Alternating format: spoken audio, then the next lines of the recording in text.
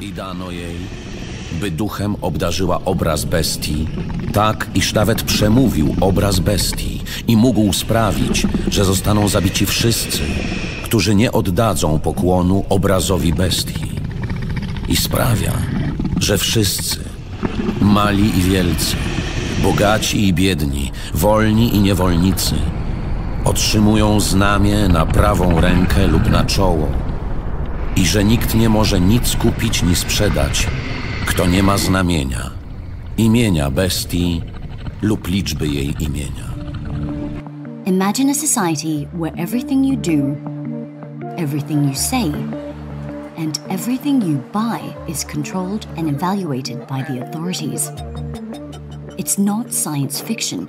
In China, it's a reality. From now on, citizens' lives are rated and assessed. This is what the Chinese Communist Party calls social credit. The government here says it is trying to purify society by rewarding those who are trustworthy and punishing those who are not. So like the credit score that most Americans get for how they handle their finances, Chinese citizens are now getting social credit scores. The social credit rating system began testing 5 years ago in approximately 30 Chinese cities. It will be rolled out across the entire country by 2020. So now, the government is tracking citizens' behavior from smoking on a train to jaywalking. If one score drops low enough, they could be denied travel or buying an apartment. When Leo Hu recently tried to book a flight, he was told he was banned from flying because he's on the list of untrustworthy people. Leo is a journalist who was ordered by a court to apologize for a series of tweets he wrote and was then told his apology was insincere. I can't buy property. My child can't go to private school, he says. You feel you're being controlled by the list all the time. And the list is now getting longer, as every Chinese citizen is being assigned a social credit score. Nearly 15 million people have already been prevented from traveling. The process made possible thanks to the collection of masses of data in all areas of its citizens' private and public life, and it is set to be implemented nationally in 2020. China's growing network of surveillance cameras makes all of this possible. The country already has an estimated 176 million cameras. This knows every person, every bike, every car, every bus. You can tell whether it is an adult, a child, a male or female. It can recognize more than 4,000 vehicles. For China's population, already scrutinized by the country's 117 million surveillance cameras, the social credit system only signals a further decline in freedom. How far into people's daily mundane activities does this go? Well, I think that the government and the people running the plan would like it to go as deeply as possible to determine how to allocate benefits and also how to impact and shape their behavior. In this building, the officials of Rongcheng assign a rating to its inhabitants. We were able to sneak inside and film discreetly for a few minutes. Here, the agents collect data provided by the police, courts, and tax office. Each resident is then given a rating from the letter D for not-so-good citizens to AAA for the best. This also applies to companies. In several big cities in China, including here in Shanghai, the government is even tracking jaywalkers. Cameras record them going through intersections, zero in on their face, and then publicly shame them on nearby video screens. Police in Beijing have been wearing these glasses that can recognize faces linked to the government's national database to help boost arrests. How advanced is this technology? This is cutting edge. Wu Fei is CEO of a company that makes the glasses.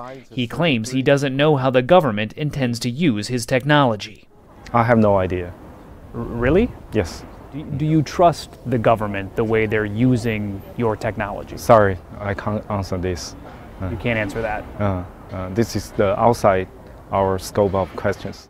China plans to launch a digital mass surveillance systems are stirring concerns of privacy and government accountability across the globe. He says how the new scoring system truly works is kept secret and could be easily abused by the government. Many countries across the globe are experiencing a massive expansion in government surveillance powers, and the threats of global instability, terror and war are leaving increasingly less space for privacy and individual freedom in the post-industrial society. Reward good citizens and punish bad people. Human rights activist Hu Jia is already blacklisted. Deprived of his passport for 10 years, his movements are limited. He says the social credit system will allow authorities to more easily punish those who do not pledge allegiance to the party. In China, the people who will lose the most credit are those who do not agree with the Communist Party. We can't criticize society or the current system, nor should we say bad things about the highest levels of power and the leader. In fact, this social harmony desired by the party is said to maintain the stability of society, but it only serves to guarantee the monopoly of its power. We're already moving very quickly, as you know, into a sort of surveillance society where lots of organizations of all types have lots of data about us. If we unify it all around one identity system, that hurdles us far faster and far further into a surveillance society. So let's switch gears a little bit. So you have something else that's really interesting in the newsletter about people in Sweden putting implants, microchips, right, into them. We've seen something like this here. There was a company that in Wisconsin, right, so they could get stuff out of the vending machine with these microchips. So what's happening in Sweden? So basically in Sweden over the past couple of years, several thousand people have had these little rice grain-sized microchips put into their hands, which contain information that they can use to, say, check into the gym or get into the office or pay for train tickets. Right?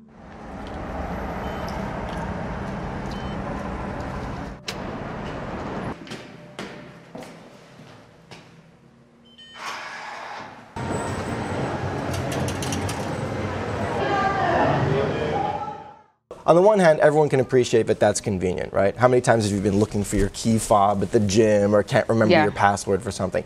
But I think the bigger question here is, look, as the human body itself becomes a technological platform, right, there are big questions we need to consider about what kind of information is put out about us, from us, quite literally, and also further down the line, what kind of access do other people or platforms have to that information that is inside us, right? This is a biotech question, this kind of blurring of the lines between the human body and tech. I mean, it's one thing if you're holding your smartphone and it's sort of emitting data about you. It's another thing if your own hand is doing the same thing.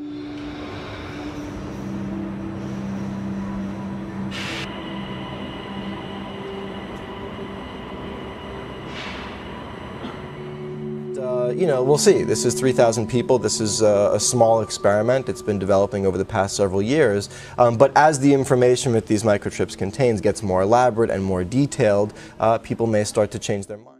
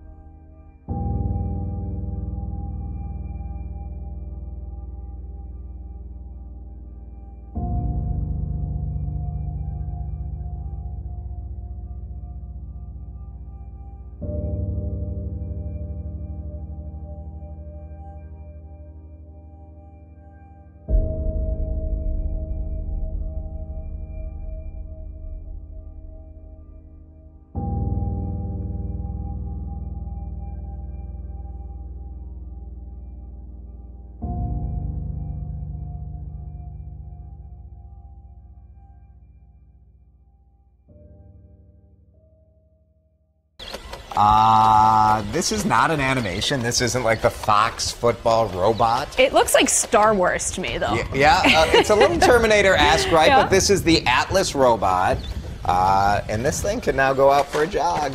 Look at that backflip. I mean, you've got to be in pretty good shape if you want to outrun that thing or outflip it. Pretty good. So Boston Dynamics, robot can now jog, do flips, and open doors. You know what's amazing? Is it over for us? Are we done as a human race? I'm pro-science. I am pro-technology. I can't think of the scenario where you need a robot to run. Or do a backflip. Or do a backflip. Well, it's just to show that it can. I don't think that's the function of the robot. It's amazing what this robot could do a year ago. It's not even close to what it can do. So only imagine what it's going to be able to do a year year from now. This is how it starts. Like they learn. We want robots. First They'll take care of our kids someday. Now, if that is a possibility for us, the robot nanny. The robot nanny, I'm all in. New at 6, another futuristic innovation may be taking shape in a secret Silicon Valley site. An Amazon research facility in Sunnyvale reportedly has a secret mission involving robots. To give you an idea of just how sensitive Amazon is about their lab, as we were shooting video on the public sidewalk, teams of security guards said we couldn't point our cameras at their property and called Sunnyvale police claiming we were trespassing. Just so you know, he's filming audio and video too. Awesome. After consulting city zoning maps, Sunnyvale PD said it was indeed public property and allowed us to stay. Cool, thank you. Cool. Thank you. Appreciate it. Bloomberg put out a report early this morning titled, "Amazon has a top secret plan to build home robots." Citing unnamed sources, they say the project has been dubbed Vesta, after the Roman goddess of hearth, home, and family. There are a lot of unknowns. Will it talk? What will it look like? And what will it be able to do? Chloe, am I ready on my washer and cycle? Remember Chloe from LG, the doomed home robot demo at the Consumer Electronics Show earlier this year? It went silent in front of a huge crowd. Chloe, what's for dinner tonight? It's a glaring example of how the technology is still in its early days. We're becoming aware of how much data we give away without even realizing it. Our habits online can say a lot about our personalities, but when we're out and about, what does our behaviour in the real world say about us? Well, in the UK, we're all getting used to the fact that we're being filmed by CCTV a lot of the time, but although a human can tell a lot about a person just by looking at video footage, that is a really hard job for a computer to do. That said, this system is having a pretty good guess at who it's looking at right now.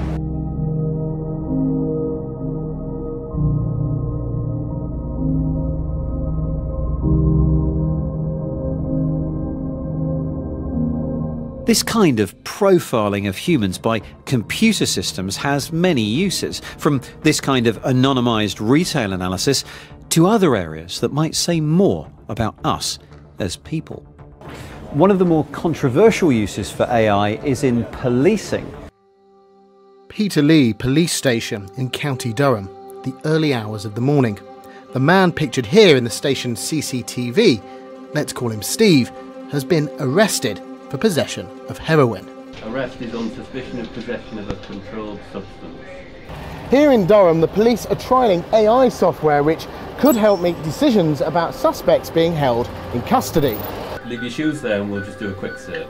After Steve's been processed, the custody sergeant will enter his details into a system called the Harm Assessment Risk Tool, or HART for short. It's an artificial intelligence tool designed to help custody sergeants make decisions about what to do with a suspect. And this allows us to target the people in terms of our interventions that we've developed to make sure that they don't commit crime in the future. Everybody that I've spoken to who works with the HART project is very keen to stress that the information that it provides is advisory only and that a human custody sergeant makes all final decisions. But the use of this technology in general is for some people a cause for concern. This kind of artificial intelligence system in policing relies on big data, and that means that people's privacy is at risk, and it risks us moving more towards a surveillance state. But it also risks discrimination because patterns that exist in data already risk being perpetuated and repeated, and there's very little accountability over it.